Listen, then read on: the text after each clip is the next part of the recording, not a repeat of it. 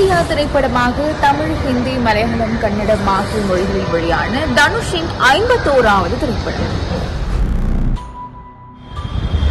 ஒரு செங்கலை கூட நகர்த்த முடியாதென தனுஷ் கூறியது யாருக்கு?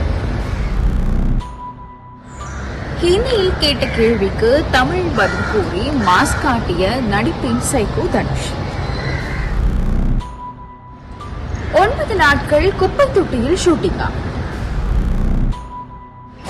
2016ஆம் ஆண்டு தோழன் திரைப்படத்துக்கு பின்னர் தமிழில் இன்று கொடுக்கும் நாகார்ஜுனா. குபேரா திரைப்படத்தில் நடித்துள்ள pan India lucky charm heroine Vijay Deverakonda தொடர்பில் வெளியிட்ட சுவாரஸ்யமான கருத்து.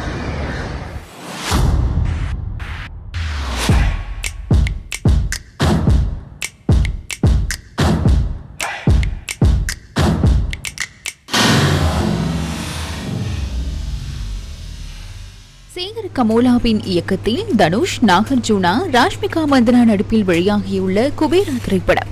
பிச்சைக்காரனாக இருக்கும் தனுஷை நாகார்ஜுனா கதாபாத்திரம் எவ்வாறு குபேரனாக மாற்றுகின்றது என்பதுதான் இந்த திரைப்படத்தினுடைய கதை. ஒரு பிச்சைக்காரன் எவ்வாறு பணக்காரனாகின்றான், அதற்கு பின்னால் உள்ள அரசியல் என்ன, கடைசியில் குபேரன் ஆகின்றாரா இல்லையா என்பதுதான் படத்தின் மிகுதி கதை.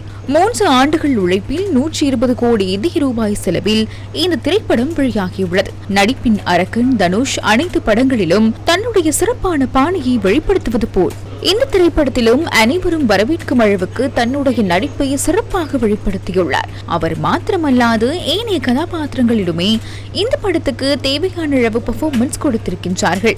மற்றும் ஒரு பெரிய பிளஸாக டிஎஸ்பியின் இசை அமைந்திருக்கு. மொத்தத்தில் குபேரா திரைப்படம் தனுஷ் ரசிகர்களுக்கு இந்த வருடத்தில் கிடைத்த ஒரு நல்ல விருந்து. குபேரா திரைப்படத்தினுடைய இசை வெளியீட்டு விழாவின் போது பேசிய தனுஷ் வழமைக்கு மாறாக பேசியிருப்பது சமூக வலைதளங்களில் வைரலாகி வருகின்றது.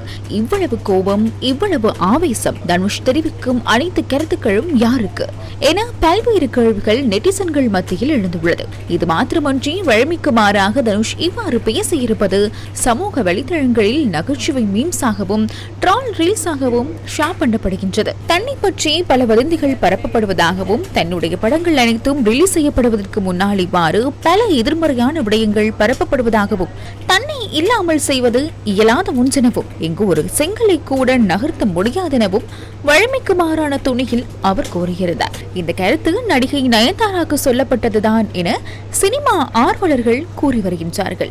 மேலும் சில பிரபலங்களுக்கு விவாகரத்து ஆவதற்கு தனுஷ் தான் காரணம் எனவும் பலர் கூறி வரும் நிலையில் அவர்களுக்கு பதிலடியாக இந்த கருத்து இருக்கலாம் எனவும் தமிழ் சினிமா வட்டாரங்கள் தெரிவிக்கின்றன.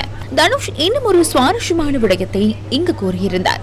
பலரும் ஆர்வமாக காத்திருக்கும் வடசென்னை 2 திரைப்படம் தொடர்பில் ரசிகர்கள் எழுப்பிய கேள்விக்கு அடுத்த வருடம் அதற்கான ஷூட்டிங் ஆரம்பமாகும் எனவும் அவர் கூறியிருக்கின்றார். குபேரா திரைப்படத்துக்காக குப்பை தொட்டியில் படப்பிடிப்பு நடத்தப்பட்டதாக செய்திகள் வெளியாகியுள்ளன. தானும் ராஷ்மிகாவும் ஒரே நாளில் 7 மணித்தியாலங்கள் என 9 நாட்கள் குப்பை கிடங்கிலேயே முகக்கவசம் கூட அணியாமல் ஷூட்டிங்கில் பணியாற்றியதாகவும் அது தனக்கு மோசமான அனுபவத்தை கொடுத்ததாகவும் தனுஷை கூறியிருந்தார். குபேரா திரைப்படத்தின் படக்குழு கடந்த சில நாட்களாக அந்த திரைப்படத்தின் ப்ரமோஷன் நிகழ்ச்சிகளில் கலந்து கொண்டிருந்தனர். அவ்வாறான ஒரு ஊடக சந்திப்பில் கலந்து கொண்டிருந்த தனுஷிடம் ஒரு ஊடகவியலாளர் ஹிந்தியில் கேள்வி எழுப்பியிருந்தார். அதற்கு பதிலளிக்க தயாரான தனுஷ் ஹிந்தியில் அல்லது ஆங்கிலத்தில் பதிலளிப்பார் என்று பலரும் எதிர்பார்த்திருந்தனர். ஆனால் வழக்கத்துக்கு மாறாக அவர் தமிழில் பேசியது பலரையும் ஆச்சரியப்பட வைத்தது.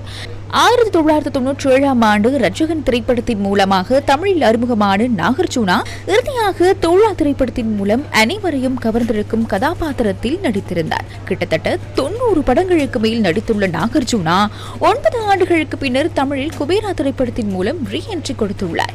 மேலும் இவர் ரஜினிக்கு வில்லனாக நடித்து பலரது எதிர்பார்ப்புக்கு மத்தியில் வெளியிட தயாராக உள்ள கோடி திரைப்படமும் இந்த ஆண்டு வெளியாக இருப்பது குறிப்பிடத்தக்க விடயமாகும். அண்மை காலமாக 1000 கோடி 2000 கோடி வசூல் செய்த படங்களில் கதாநாயகியாக நடித்த பேன் இண்டியா லக்கி சார்ம் என அழைக்கப்படும் ராஷ்மிகா மந்தனா இந்த திரைப்படத்திலும் கதாநாயகியாக நடித்திருக்கின்றார்.